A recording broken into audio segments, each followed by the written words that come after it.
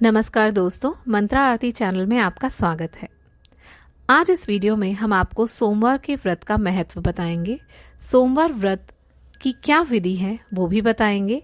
साथ ही सोमवार व्रत को रखने के क्या लाभ प्राप्त होते हैं, सोमवार व्रत की कथा क्या है, ये सब ज्ञान आपको आज इस वीडियो में प्राप्त होगा। वीडियो शुरू करने से पहले अगर आप इस चैनल पर नए हैं तो इस चैनल को सब्सक्राइब करना ना भूलें और बेल आइकन दबाना भी ना भूलें ताकि भविष्य में कोई भी नई वीडियो आए तो उसका संकेत आपको पहले ही प्राप्त हो जाए। आइए शुरू करते हैं आज की वीडियो। भगवान शिव की पूजा करने वाले लोगों के लिए सोमवार के व्रत का बहुत अधिक महत्व है। इस दिन व्रत का पालन करने से भगवान शिव और माता पार्वती की असीम कृपा प्राप्त होती है और सभी मनोकामनाएं भी पूर्ण होती है। चलिए जानते हैं कि सोमवार व्रत की विधि क्या है। सोमवार के दिन प्रातः काल स्नान कर स्वच्छ वस्त्र धारण करें। स्नान के बाद भगवान शिव का जलाभिषेक करें। फिर उन्हें बेलपत्र, पुष्प, फल आदि अर्पित करें। घी का दीपक और धूप जलाएं और व्रत का संकल्प लें। सोमवार व्रत का पाठ करें और ओम नमः शिवाय का मंत्र 108 बार जाप करें। सोमवार के दिन व्रत रखने के बहुत लाभ भी हैं। जो भी व्यक्ति सोमवार के दिन व्रत रखते हैं उन्हें दुख और चिंताओं से मुक्ति मिलती है। व्यक्ति को शरीर के अनेकों रोगों से भी मुक्ति मिलती है। घर की आर्थिक तंगी समाप्त होती है और घर नकारात्मक ऊर्जाओं से दूर होता है। आइए आरंभ करते हैं सोमवार व्रत कथा। एक बार की बात है, एक नगर में साहूकार रहता था जिसके पास धन दौलत की कोई कमी नहीं थी। इतना अधिक धनवान होने के बावजूद वह साहूकार निसंतान था। कोई संतान ना होने के कारण वह बहुत चिंतित रहता था। संतान प्राप्ति की इच्छा लिए वह साहूकार हर सोमवार व्रत किया करता और पूरी श्रद्धा से भगवान शिव और माता पार्वती की पूजा करा करता। साहूकार की भक्ति से माता पार्वती बहुत प्रसन्न हुई और उन्होंने भगवान शिव से साहूकार की मनोकामना को पूर्ण करने के लिए कहा। जिस पर भगवान शिव ने माता पार्वती को समझाने का प्रयास किया कि इस संसार में हर व्यक्ति को उसके कर्मों का फल भोगना ही पड़ता है। इस तरह जिस भी व्यक्ति को जो हासिल है वह उसके कर्मों का ही फल है। भगवान शिव की बात तो पार्वती जी ने सुन ली, पर वह अभी भी साहूकार की भक्ति से प्रसन्न होकर उसकी इच्छा को पूर्ण करना चाहती थी। देवी पार्वती के बार बार आग्रह किए जाने पर भगवान शिव ने साहूकार को पुत्र प्राप्ति का वरदान तो दे दिया, परंतु वह बालक केवल 12 वर्ष तक ही जीवित रह सकता था। साहूकार भगवान शिव और माता पार्वती की सभी बातें सुन रहा था। दोनों की बातों को सुनकर भी साहूकार मन से स्थिर बना रहा। उसे ना तो इस बात की प्रसन्नता हुई और ना ही कोई दुख। वह साहूकार पूरे मन से भगवान शिव और माता पार्वती की पूजा अर्चना करता रहा। कुछ समय बीता और साहूकार के घर पुत्र ने जन्म लिया। जब साहूकार का बालक 11 वर्ष का हुआ तो उसे शिक्षा ग्रहण करने के लिए काशी भेजने का फैसला किया गया। साहूकार ने बालक के मामा को धन दिया और कहा कि इसे शिक्षा ग्रहण करने के लिए काशी ले जाओ। साथ ही जाते जाते मार्ग में यज्ञ भी करवाना। जहां भी यज्ञ कराओ वहां ब्राह्मणों को भोजन और दक्षिणा भी अवश्य देना। इस तरह मामा भांजे यज्ञ करते हुए और ब्राह्मणों को भोजन व दक्षिणा देते हुए काशी की ओर निकल पड़े थे।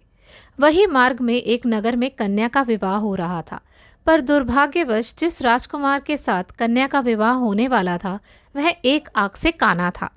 राजकुमार के पिता ने अपने बेटे के एक आंख से काने होने की बात छुपाने के लिए एक चाल सोची। उसने साहूकार के बेटे को देखकर सोचा कि क्यों ना इस लड़के को अपने बेटे के स्थान पर बिठाकर कन्या से विवाह करा लिया जाए।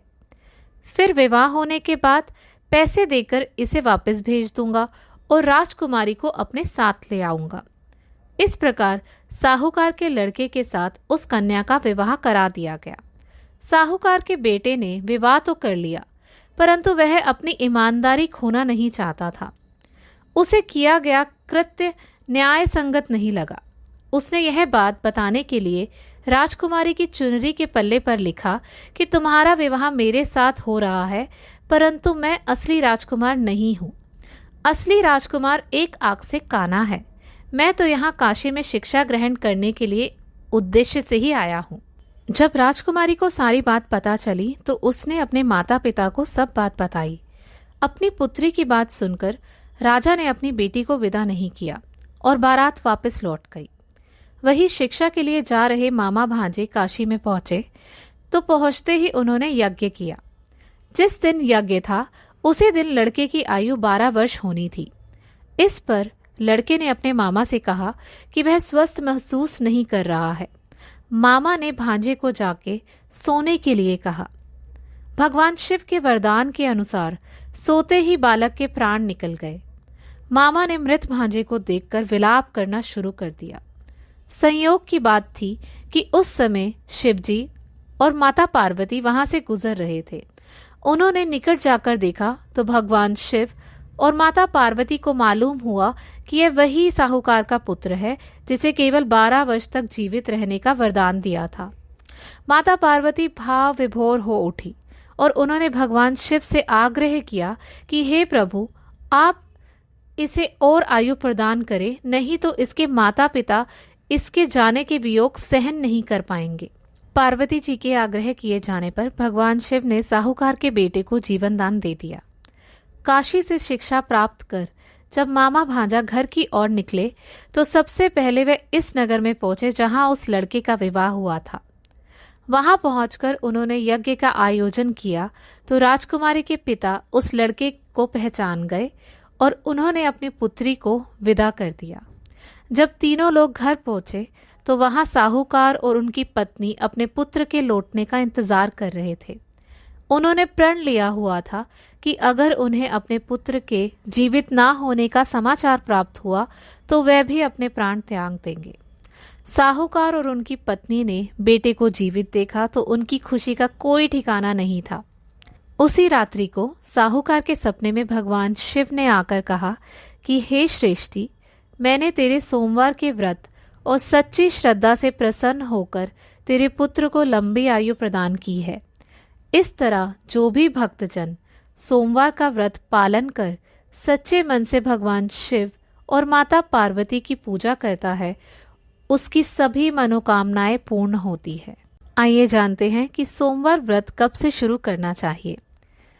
भगवान शिव को समर्पित सोमवार का व्रत आप इसकी शुरुआत श्रावण, चैत्र, मार्गशीर्ष और वैशाख मास के शुक्ल पक्ष के प्रथम सोमवार से कर सकते हैं।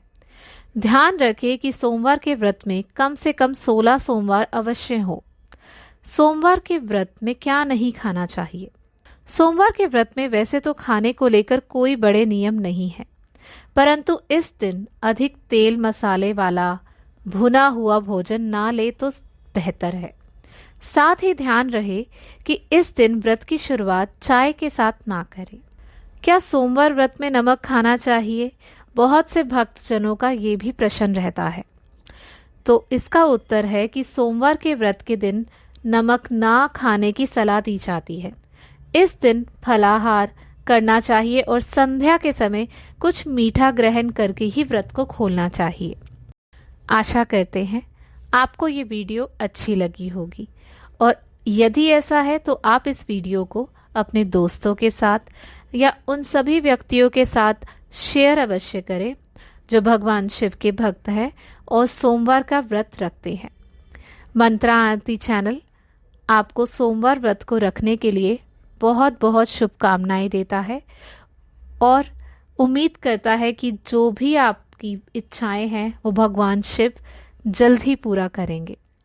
अगर आप भगवान शिव के सच्चे भक्त हैं तो कमेंट सेक्शन में ओम नमः शिवाय लिखना ना भूलें।